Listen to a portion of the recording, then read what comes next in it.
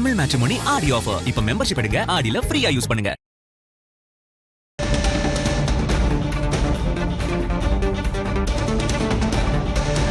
திமுக முன்னாள் அமைச்சர் செந்தில் பாலாஜி மற்றும் அவருடைய சகோதரர் அசோக்குமாரின் மனுக்கள் தள்ளுபடி செய்யப்பட்டிருக்கின்றன. அண்மை செய்தியாக பார்க்கிறோம்.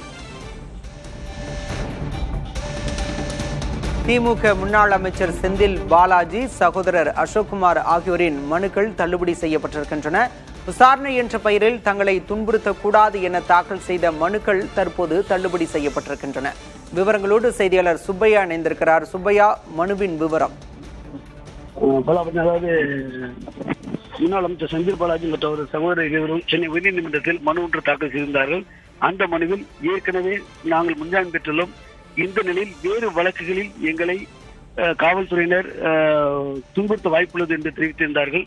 ஏனென்றால் ஊத்தங்கரை தாவேகா எம்எல்ஏ இளையராஜாவிடம் குதிரை பேரம் நடத்தியதாக பதிவு செய்யப்பட்ட வழக்கில் இவர் 2 பேர் மீதும் முகாந்திரப்பதாக தெரிவிக்கப்பட்டது. இதனையடுத்து இவர்கள் மீதும் வழக்கு பதிவு செய்யப்படுவதாக இருந்தது. இந்த நிலையில் இவர்கள் இருவரும் முன்ஜாமீன் கேட்டு உயர்நீதிமன்றத்தை நாடினார்கள். அப்போது நிபந்தனை முன்ஜாமீன் வழங்கப்பட்டது. அதன் அடிப்படையில் திருவல்லிக்கேணி காவல் நிலையத்தில் ஆஜராகி கையெழுத்திட வேண்டும் என்ற நிபந்தனை விதிக்கப்பட்டது. அந்த உத்தரவு கிடைக்கப்பட்ட 15 நாட்களுக்குள் காவல் நிலையத்தில் ஆஜராக வேண்டும். அதன்படி இவர் எதுவும் ஆஜராகவில்லை.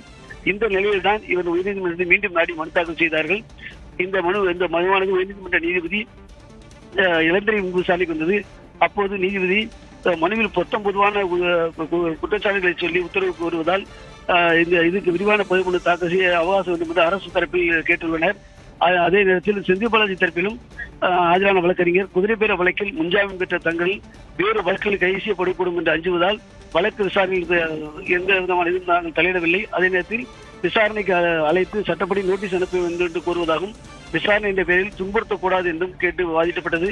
இதனை கேட்ட நீதிபதி இந்த வழக்கில் முன்ஜாமீன் பெற்றுள்ளனர். ஆனால் இதுவரை சரணடைந்து கீழமை நீதிமன்றத்தில் முன்ஜாமீன் பெறவில்லை. நாங்கள் நீதிமன்றம் உத்தரவிட்ட பிறகும் அவர்கள் இதுவரை முறைப்படி முன்ஜாமீன் பெறாமல் உள்ளனர். எனவே இவர் இன்னும் சரணடையாத நிலையில் எப்படி இவர்களை காவல்துறையினர் துன்புறுத்த கூடாது என்று கூற முடியும்? மற்ற வழக்குகளை பொறுத்தவரை முன்கூட்டியே மனு தாக்கல் செய்யப்பட்டுள்ளதால் மனுதாரர் கோரியபடி எந்த விதமான உத்தரவையும் தற்போது பிறப்பிக்க முடியாது என்று கூறி செந்தில் பாலாஜி மற்றும் அவரது சகோதரர் அசோக்குமார் 2 பேருடைய மனுவையும் தள்ளுபடி செய்து நீதிபதி உத்தரவிட்டுள்ளார். பாலா, விவரங்களுக்கு நன்றி சுப்பையா.